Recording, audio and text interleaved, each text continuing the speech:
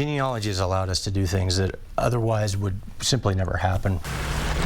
Investigative genetic genealogy recently helped Spokane police identify the murderer in a nearly 30-year-old cold case. All that time, Margaret Anselmo's family had no answers for her death. That is, until DNA and SPD's new secret weapon, a local genealogist, finally brought them some much-needed closure.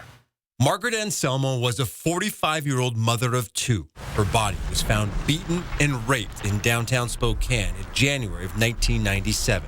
Her unsolved murder was one of several cases that weighed heavily on Sergeant Zach Storment of the Spokane Police Department for a long time. I want to say it's a relief, but at the same time, it's a reminder of we have so many cases like this. The man who murdered Anselmo may never have been identified if it weren't for SPD's secret weapon, a local woman with a passion for genealogy and solving mysteries. Oh, and the scientist in me, because I'm a biologist also, and I've also certified genetic genealogist. So it all kind of comes together. Oh yeah, my brain's always thinking. Linda Keenan volunteered to help SPD with the case, and Sergeant Storment was thrilled to tap into her expertise. I can't do what she does. I'd have to spend years getting to her level. Someone like Linda coming along and offering her services the way she did it's too good to be true. After submitting DNA from the crime scene to Othram, a forensic genetic genealogy company in Texas, Sergeant Storment gave Keenan a profile of DNA matches. But she didn't want to know anything about the actual case. I didn't want it to feel personal. I had a job to do, and I wanted to do that. And I didn't want anything getting mixed up in it. It's a complex process, but using the DNA profile in different genealogy sites, it didn't take long for Keenan to zero in on Anselmo's killer. I felt I knew who the person was within months, like 6 weeks. And then it was just a matter of putting all the pieces in the pie. Still, the killer had multiple half-siblings, which complicated the case, but Keenan kept digging. So it was this match's grandparents, but it was my lead's great-grandparents. But Keenan built the DNA tree back and out and then back down before she could finally be certain who the killer was. Once I got here, Then you knew it had to come from this line. Yeah. Yes, I knew it had to come from this line.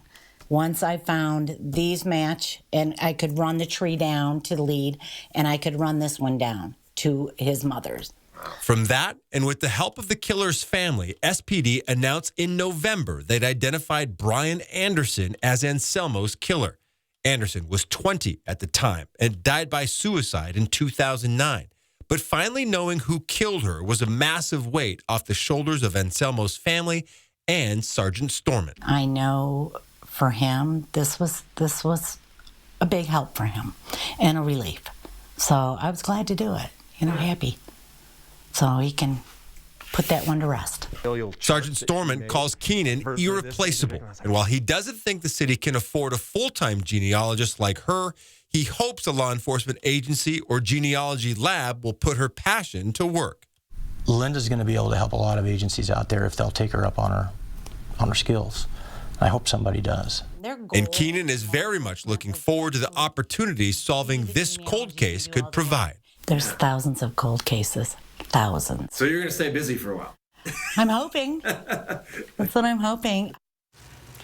Wow. Now, Linda's late mom, sister, and niece are all into genealogy as well and have been doing it since the 90s. And by the way, if you're interested in what she does or how she does it, she's teaching a free genealogy class starting next week at the Hive. We'll have a link with information on it inside this story on KXLY.com. Yeah, a lot of biologists here in the inland Northwest, I think, are going to be fascinated by the work she's doing. And to hear a detective like Storment talk about her as an irreplaceable, secret weapon, it's just awesome. Pretty really, cool really what she great. does.